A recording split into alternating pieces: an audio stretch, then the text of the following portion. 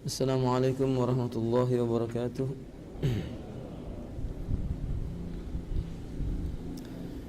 Innal hamdalillah nahmaduhu wa nasta'inuhu wa nastaghfiruhu wa na'udzu billahi min shururi anfusina wa sayyiati a'malina. Man yahdihillahu fala mudilla lahu wa man yudlilhu fala hadiya lahu. Asyhadu an la ilaha illallah wa asyhadu anna Muhammadan abdullahi wa rasulullah. Allahumma salli ala Muhammad wa ala alihi wa ashabihi wa man tabi'ahum bi ihsan ila yaumiddin, amma ba'du. Ikhwati rahimani wa rahimakumullah, melanjutkan dari kitab Syarah Aqidah Ahlussunnah wal Jamaah, bab tentang wasatiyatu ahli sunnati wal jamaah, atau anna ahli sunnah wal jamaah hum ahlul wasat. Ahlu sunnah wal jamaah, kaum muslimin, ahlu sunnah wal jamaah, mereka adalah golongan yang bersikap pertengahan, yakni tidak bersikap melampaui batas dalam beragama dan juga tidak meremehkan tentang suatu urusan yang datang dari syariat, berjalan sesuai dengan apa yang dilakukan oleh Nabi dalam beragama dan para sahabatnya ridwanullah alaihim jami'an.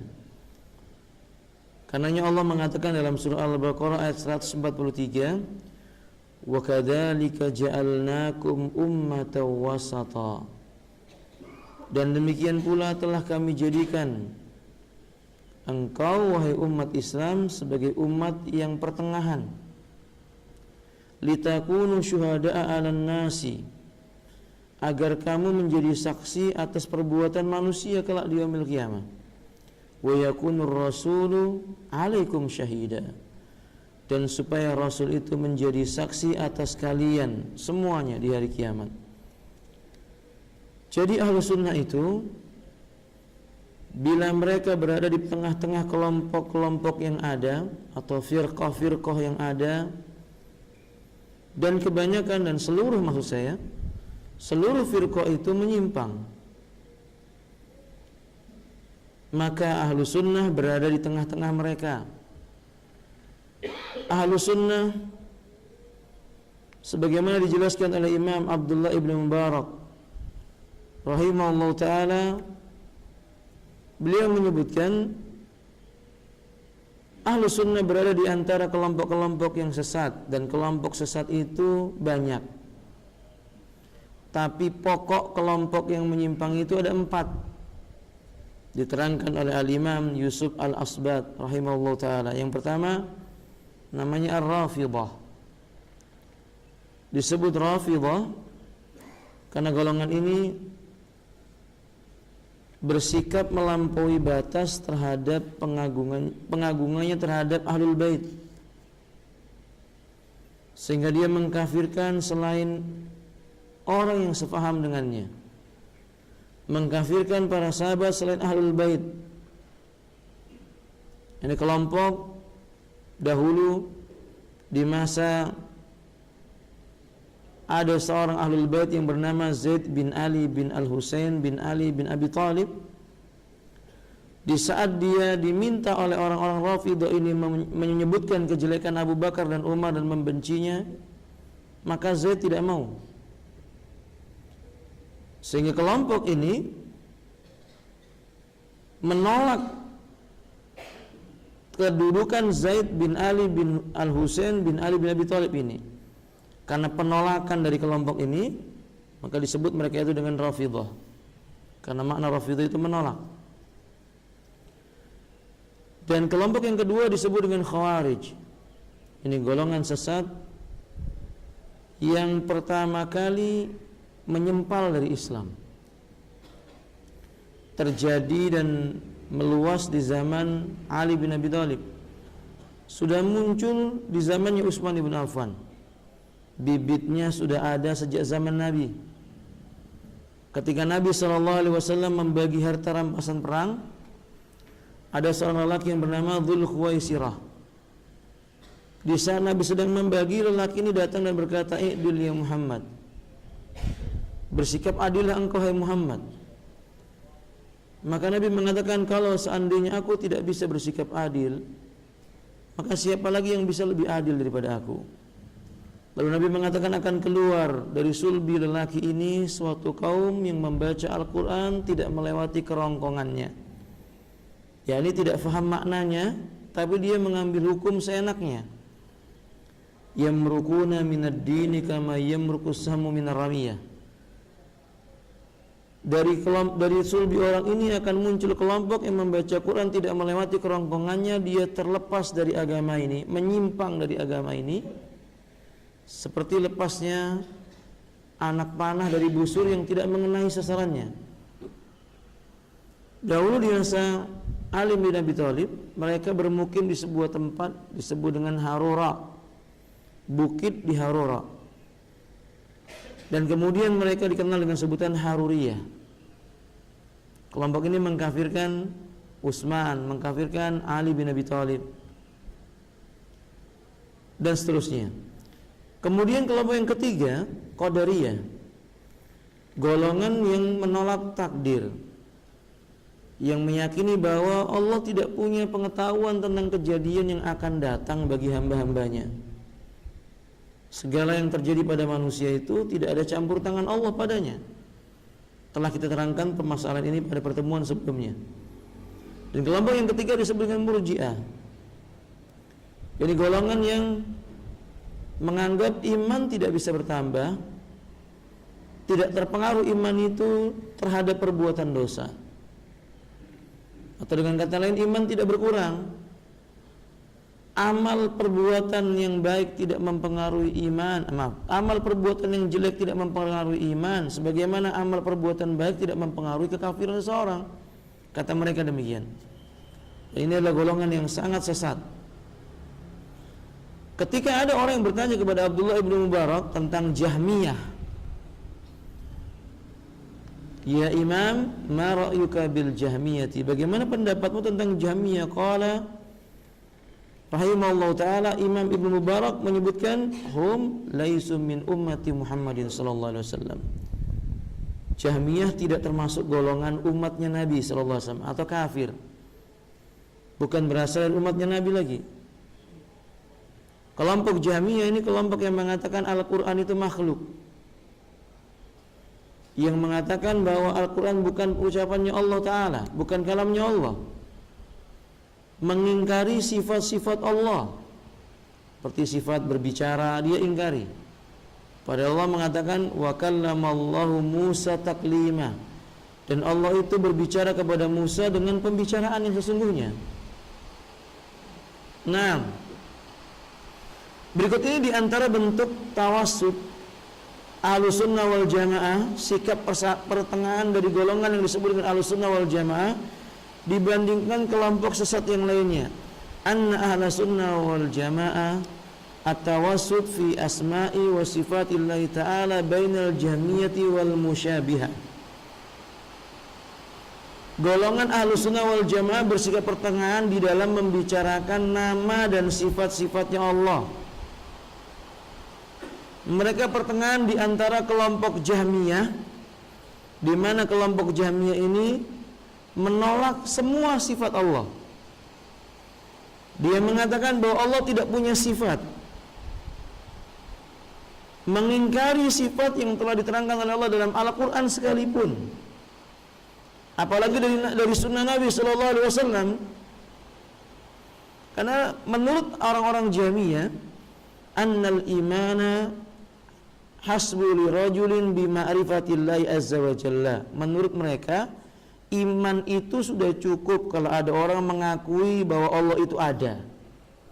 Jadi menurut mereka, kalau ada orang mengatakan Allah itu udah ada, ya beriman. Kalau menurut konsepnya Jahmiyah ini, berarti iblis itu tidak kafir. Menurut konsepnya Jahmiyah ini, iblis tidak kafir, karena iblis mengakui Allah ada, sembari ia mengatakan khalaqtani min nar, engkau ciptakan aku dari api. Berarti iblis mengakui Baik dimaksud engkau di sini adalah Allah. Ya Allah, kamu ciptakan aku dari api. Berarti dia mengakui Allah ada. Dan memang ada kelompok-kelompok ini di zaman kita mengadopsi pemikiran Jahmiyah dan mengatakan iblis itu termasuk orang yang beriman yang imannya paling tinggi, kata mereka. Alasan mereka ketika disuruh sujud sama Adam dia nggak mau. Ini kebodohan yang paling bodoh. Pembangkangannya kepada Allah Ta'ala itu menunjukkan bahwa dia kafir. Wa idh qulna lil malaikati isjudu li adama fasajadu illa iblisa aba wastakbara wa kana minal kafirin. Kata Allah, aba wastakbara, dia enggan dan menjadi sombong. Wa kana minal kafirin, adalah iblis itu termasuk golongan orang yang kafir, tidak mungkin mukmin. Nah, dan Jahmiyah meyakini bahwa surga itu dan neraka itu tidak kekal. Seperti pemikiran penulis yang bernama siapa? Lupa saya. Yang menulis kitab yang berjudul Ternyata Surga dan Neraka Tidak Kekal. Ini pemikiran Jahmiyah yang diadopsi oleh dia. Dihidupkan lagi di zaman ini, dilemparkan syubhatnya kepada diri kaum muslimin, kemudian mereka tidak mau mempelajari Islam dengan baik. Ya, akhirnya mereka ikut dengan pemahaman yang sesat ini.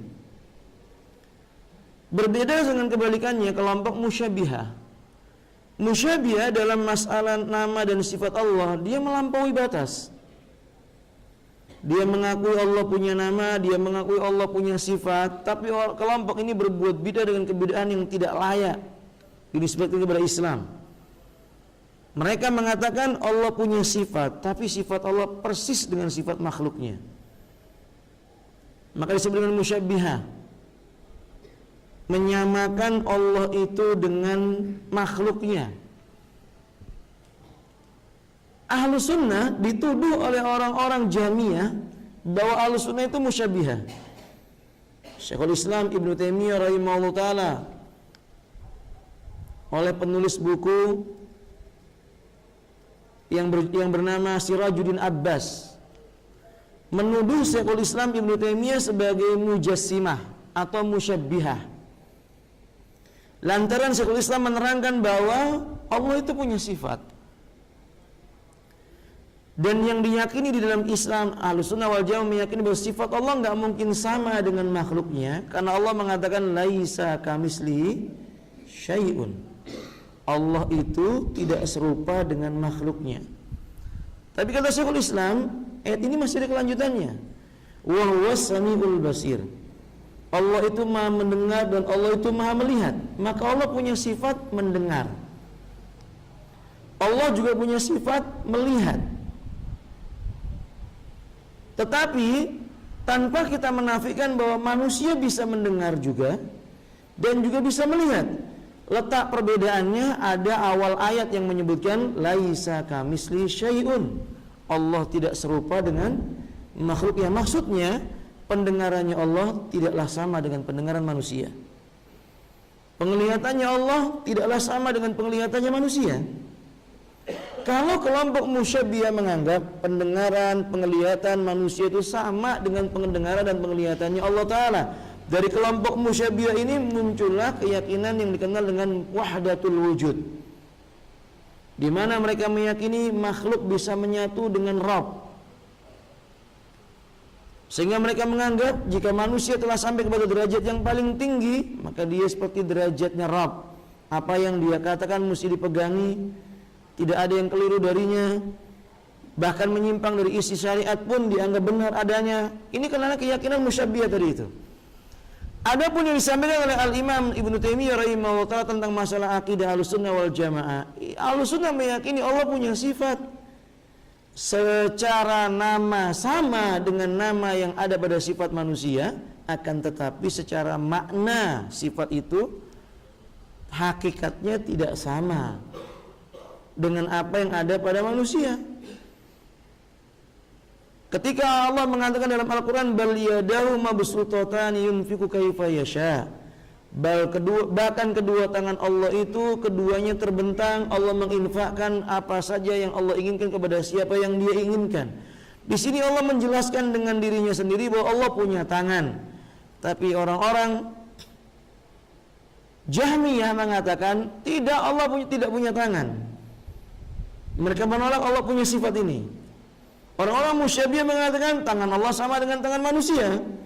Maka salah satu kelompok yang meniru dan mengadopsi pemikiran Jahmiyah atau kebalikannya, pemikiran musyabbihah atau kebalikannya, Nasrani. Sehingga Nasrani menjadikan Isa itu adalah Tuhan. Sehingga dia menyamakan persis Allah dengan makhluknya. Ini hukumnya kufur.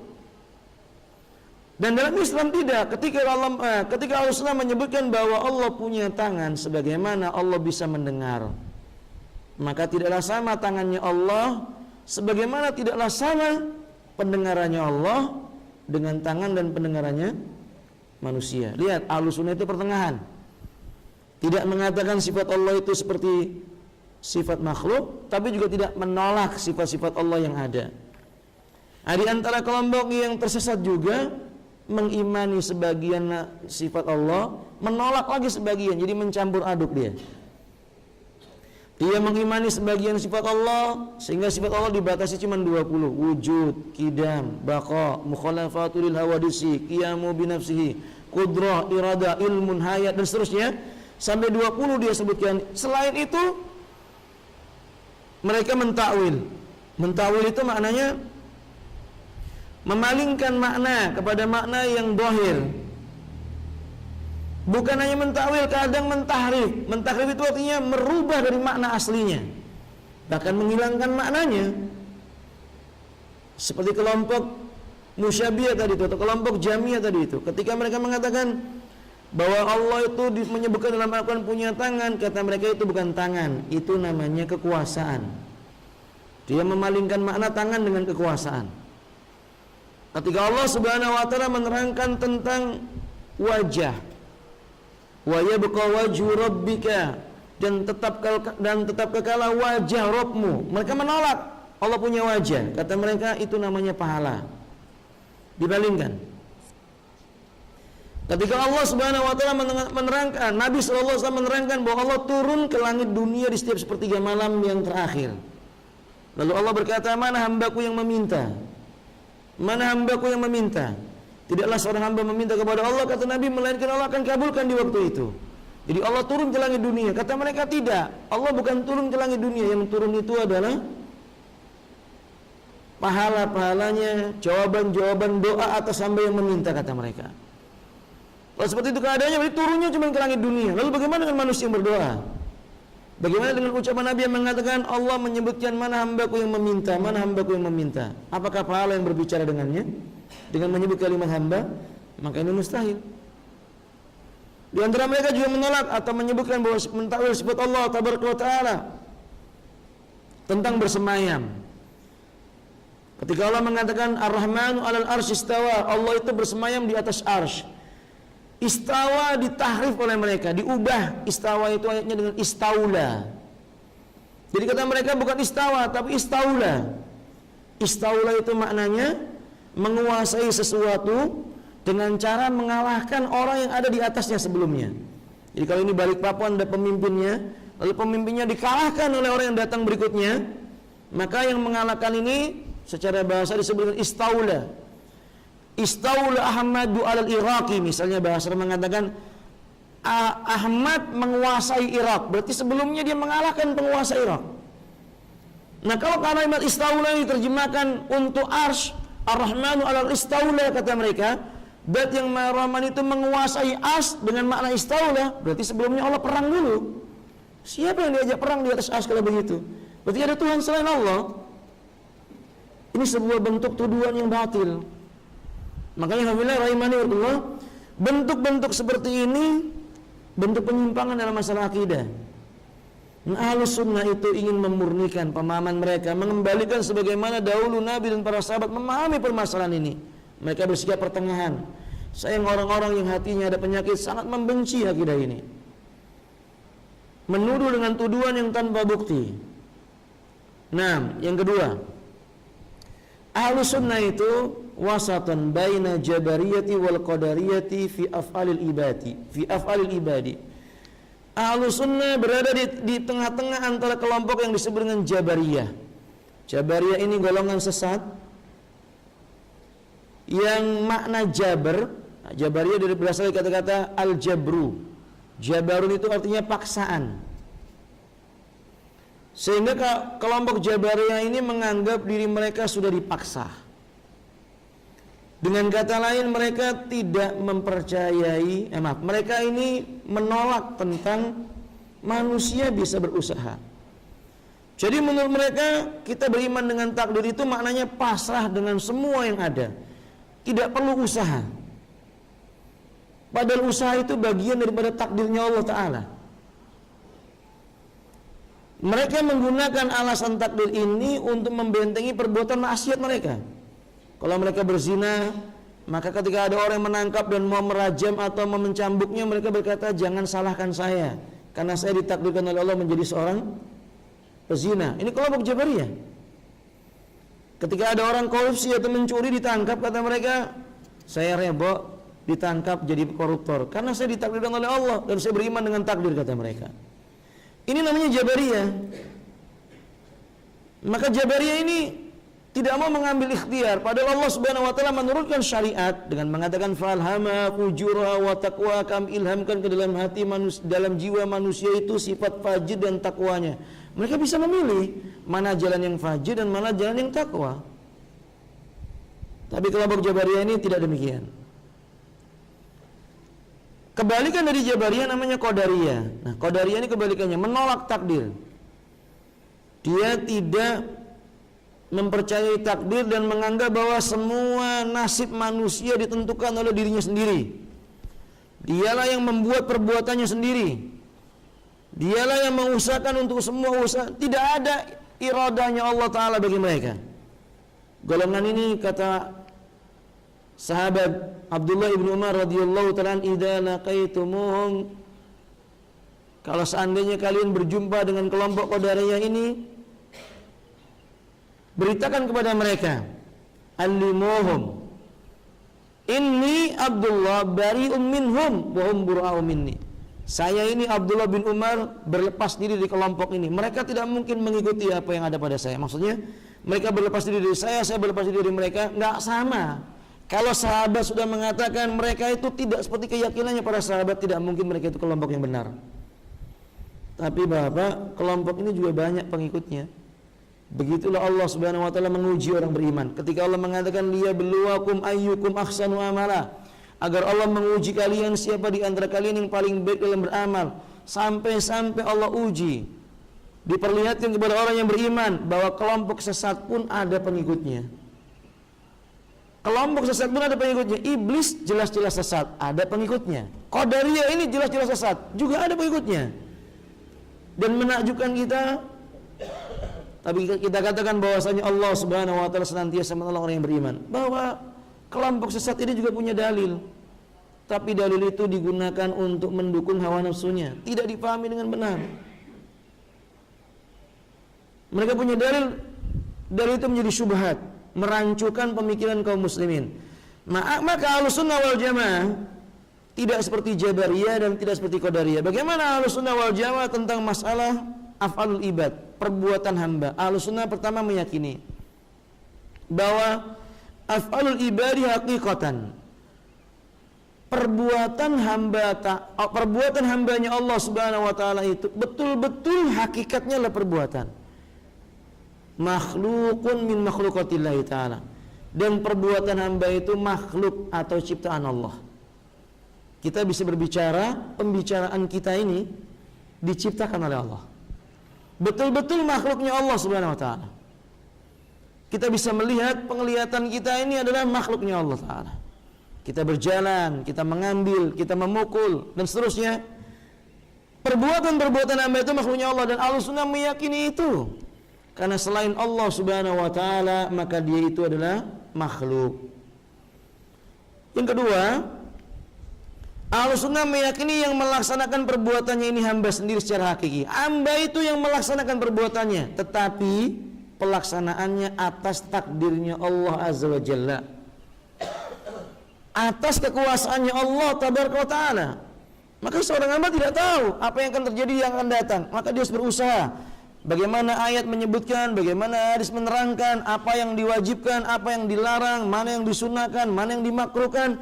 Islam telah menerangkan, dia tinggal memilih mana yang akan dia ambil ketika dia mengambil jalan kesesatan.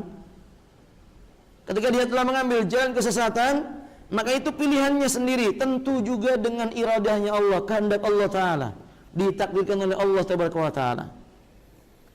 Dan yang paling penting dalam masalah ini, kita dilarang berdalam-dalam dalam masalah takdir, karena permasalahan yang kita harus beriman kepadanya dan meyakini bahwasannya perintah Allah diturunkan kepada Allah Ta'ala agar manusia mengerti ini hujahnya Allah bagi manusia, agar mereka itu tidak punya hujah lagi di hadapan Allah kelak di yaumil qiyamah. Imam Abu Usman As-Sabuni berkata, pemahaman Ahlus Sunnah wal Jamaah adalah keyakinan bahwa perbuatan hamba adalah diciptakan Allah. Dan mereka tidak ada yang membantah serta tidak ada keraguan sedikit pun sebaliknya. Mereka menganggap orang yang mengingkari ini dan tidak menerima kenyataan ini sebagai orang yang menyimpang dari petunjuk dan kebenaran. Kata beliau, jadi orang yang tidak mengimani bahwasanya perbuatan itu adalah makhluknya Allah, mereka menyimpang dari kebenaran. Yang ketiga, tawasud Ahlus Sunnah wal Jamaah bainal murji'ah wa wa'diyah. Ahlus Sunnah bersikap pertengahan di antara kelompok murji'ah dan wa'idiyah. Apa itu murji'ah? Murji'ah ini berasal dari kata-kata irja. Irja itu maknanya pengakhiran.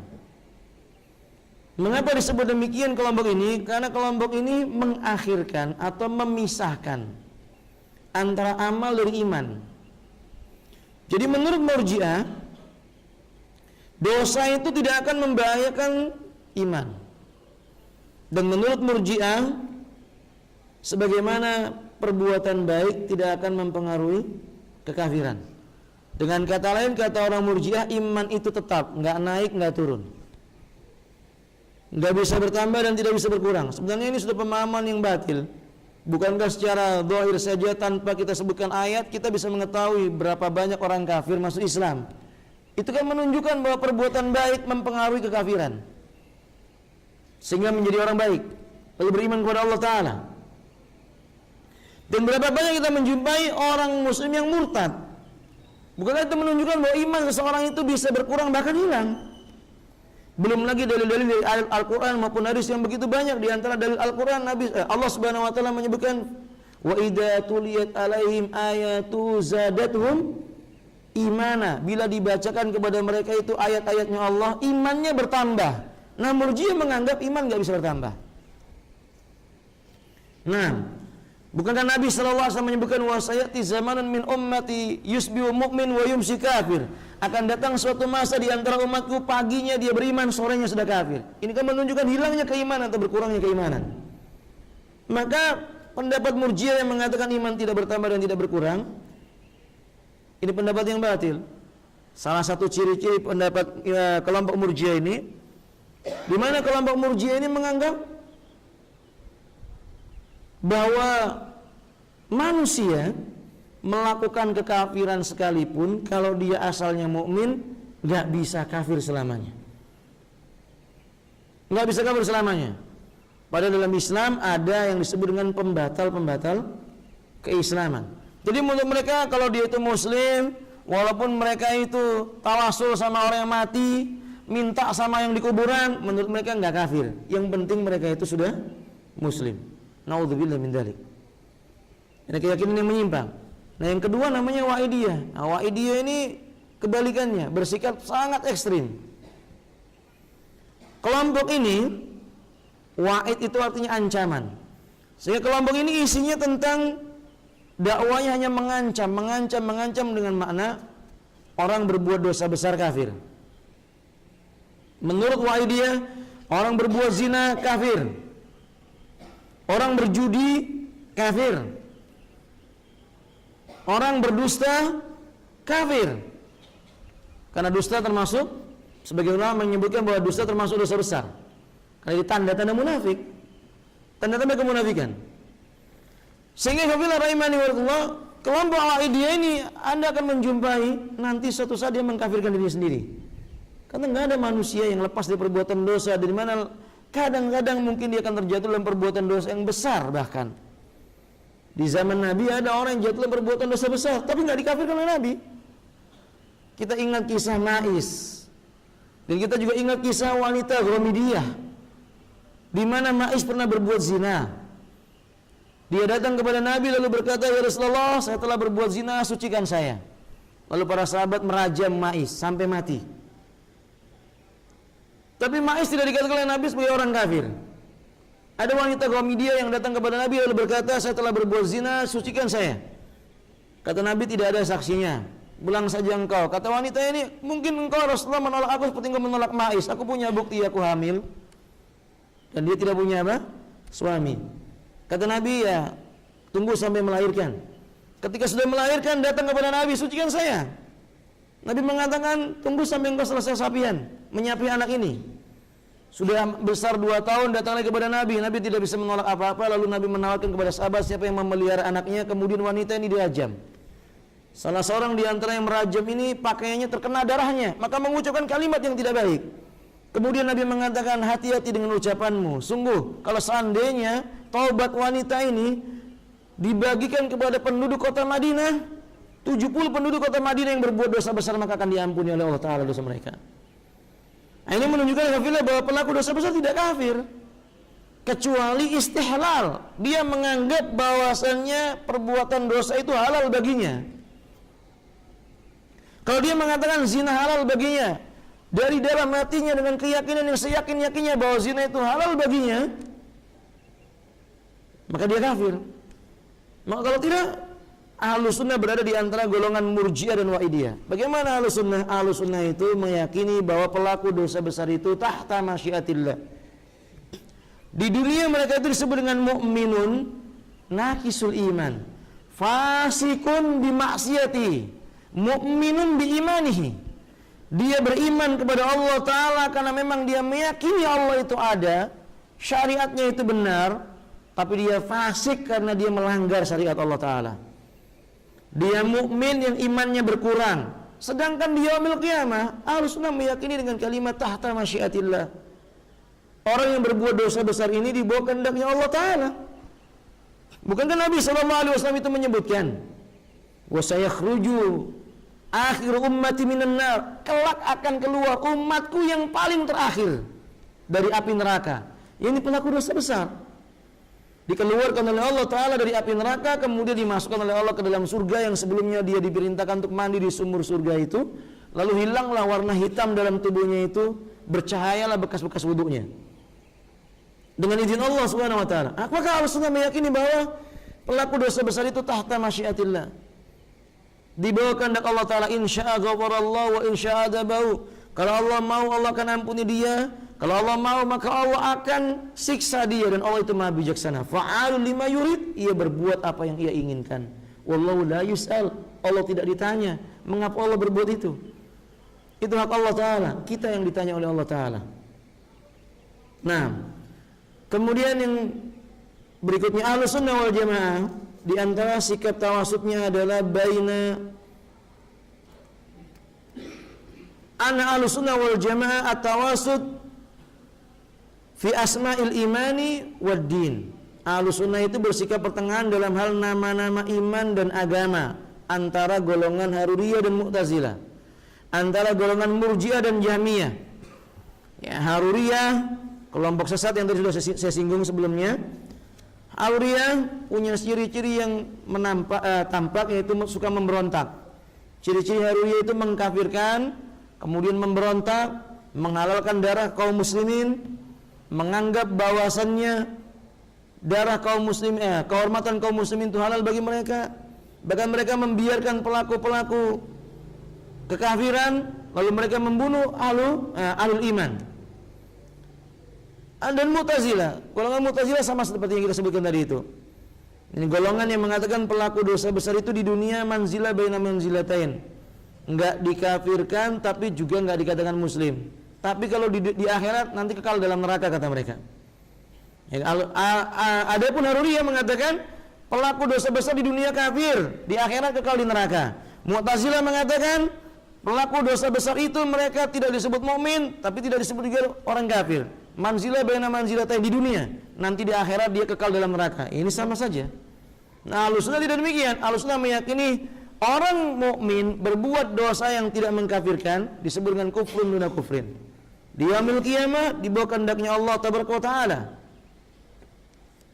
Demikian Ahlussunnah berbicara tentang permasalahan perkara yang pertengahan. Yang terakhir, Ahlussunnah itu pertengahan antara golongan Rafidhah dan Khawarij dalam masalah sahabat. Rafidhah mengkafirkan, Khawarij mengkafirkan semua sahabat setelah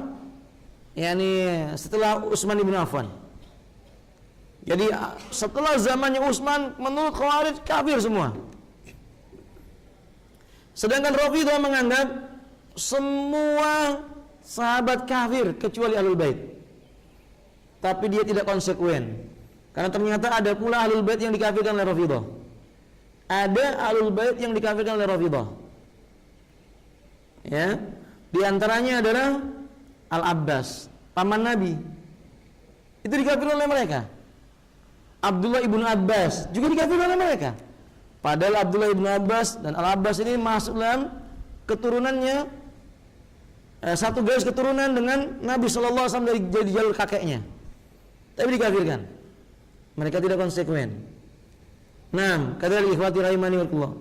Bahkan di antara mereka menganggap istri Nabi itu cuma satu saja. Dalam pendapat yang lain mereka mengatakan istri Nabi cuma dua. Satu Khadijah, dua Ummu Salamah.